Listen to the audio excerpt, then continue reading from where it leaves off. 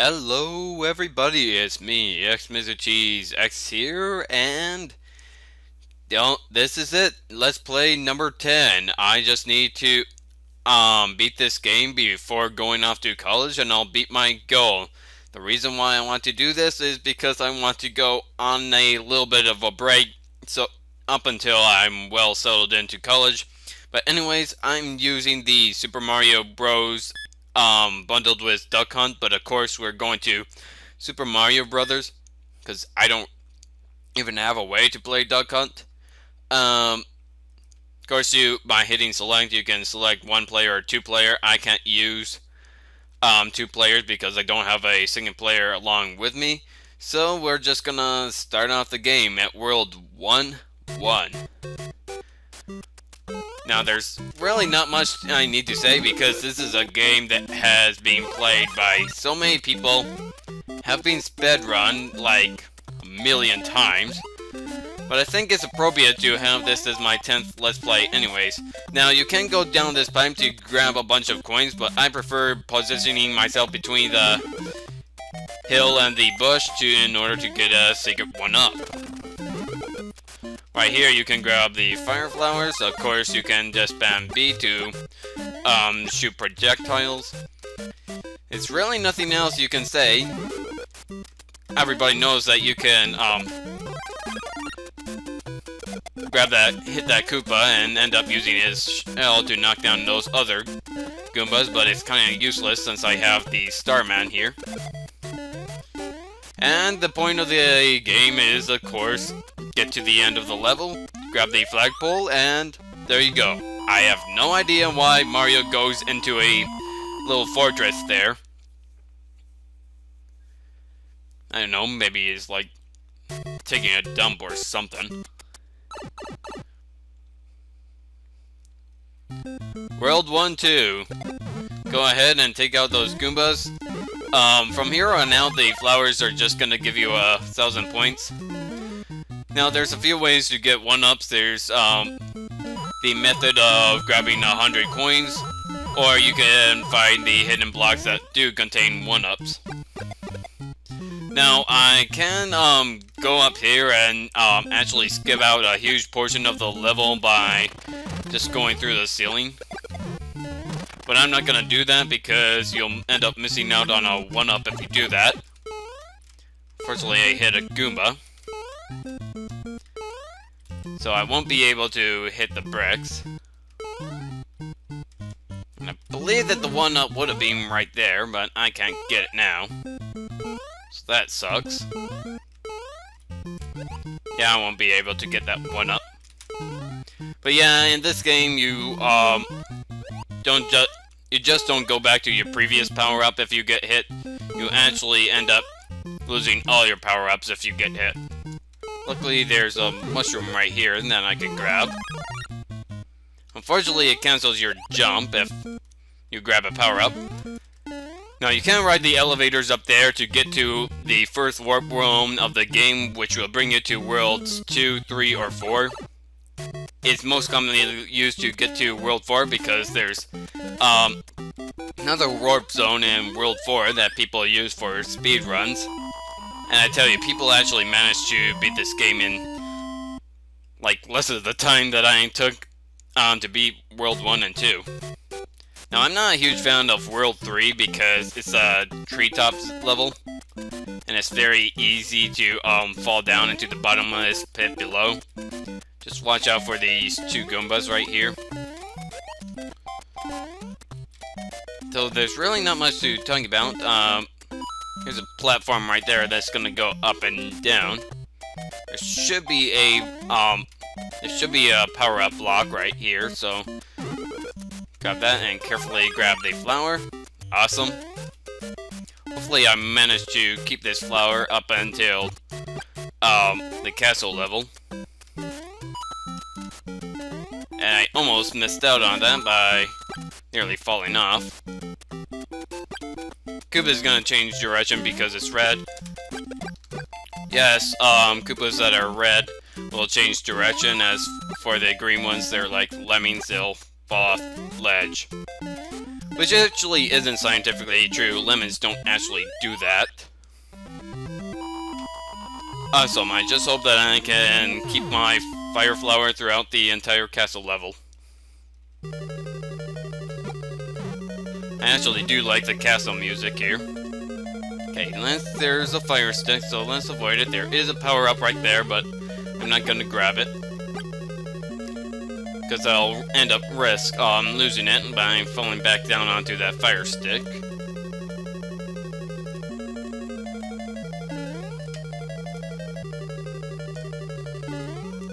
Alright. Just dodge the flames as they come.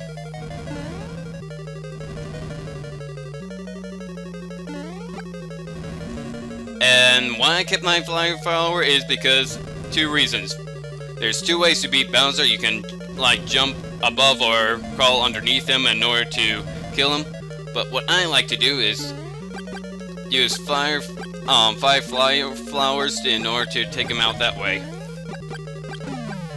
And he reveals himself to be a Goomba in disguise.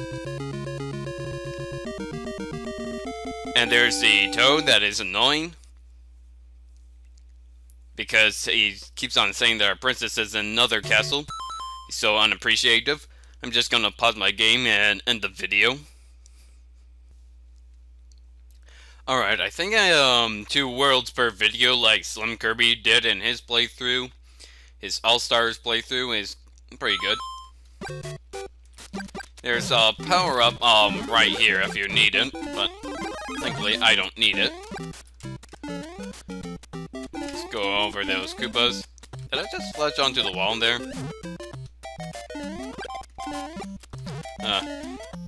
Yeah, Slim Kirby actually played the All-Star version, which is for the SNES. This game doesn't actually have that many remakes, as people tend to believe. All there was is just the All-Star, version, and... Oh, don't want to go down that pit. Or lose a power-up to a Goomba. That sucks. Almost ran into the... I'm not paying attention to what I'm doing on screen. Yeah, but the only remakes that, were made are just the All-Star version for the SNES, Super Mario Deluxe. Super Mario Advanced actually doesn't have any Mario, not any Mario games. Sorry. Springboard is very difficult, by the way. I don't like the springboard. But there's actually only, Super Mario Advance does not have a remake of this. However, there is a 25th anniversary for the Wii. Here's another level that nobody seems to like. Unfortunately, you can't get any power-ups in underwater levels. There's bloopers which can chase you around the screen, but simply can outswim them. There are some currents under the plants that will drag you down, so be careful about those. Luckily, I'm actually not that bad with underwater levels. Though I am bad at World 2, 3.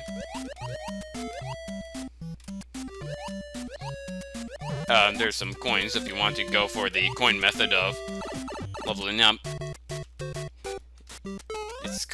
It's actually very interesting that Nintendo has stayed in business for around 30 years now.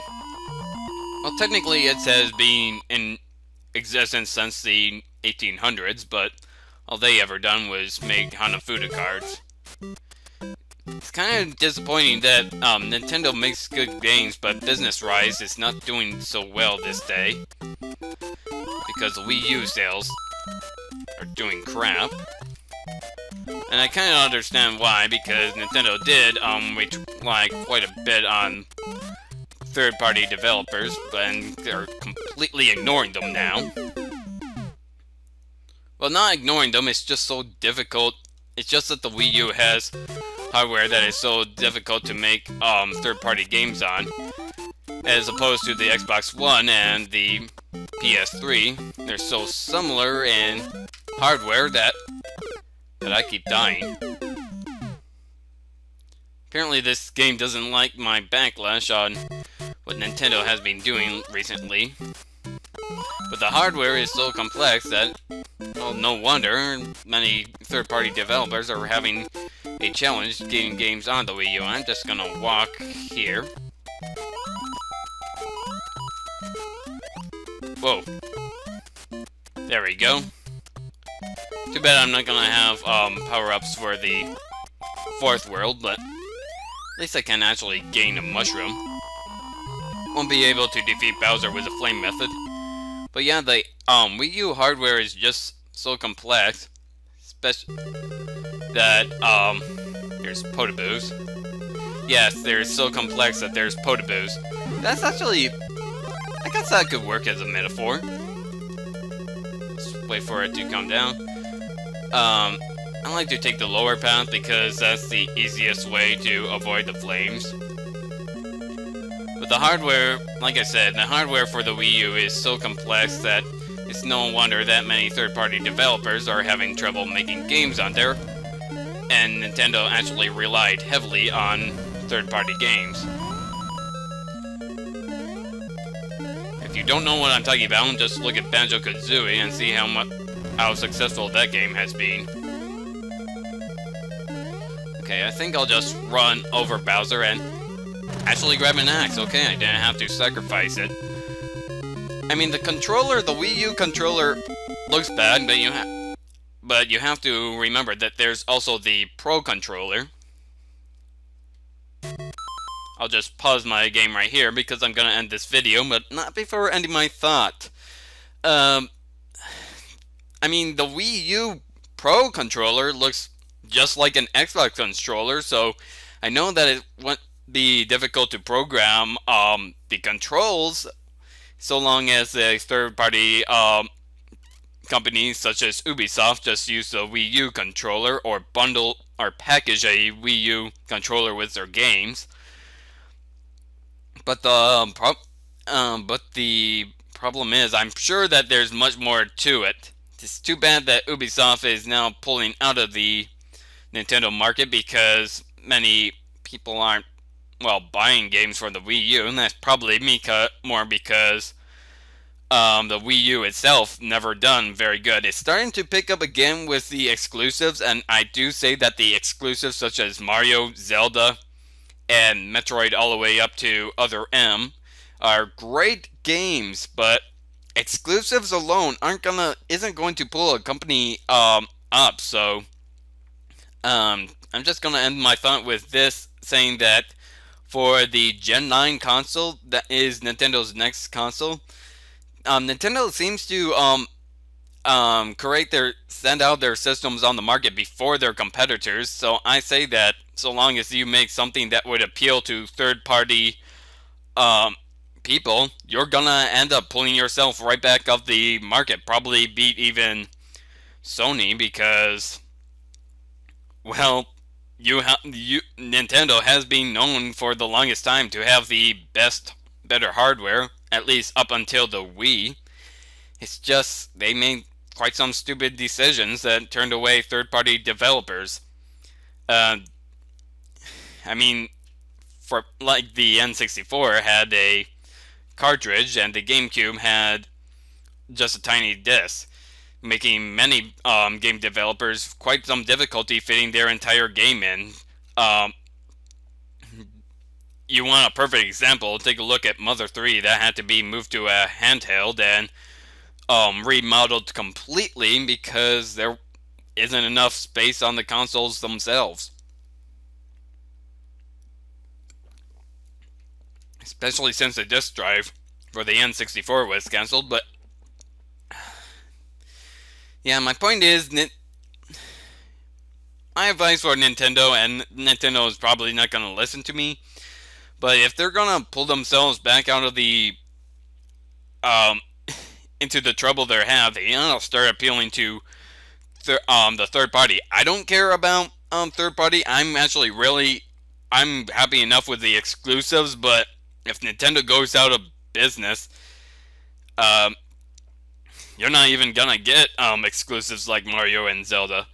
But it's World 3 now, and I've been talking more than I need to. I was just wanted to finish up my thoughts. I mean, I love the Wii U. I have the Wii U.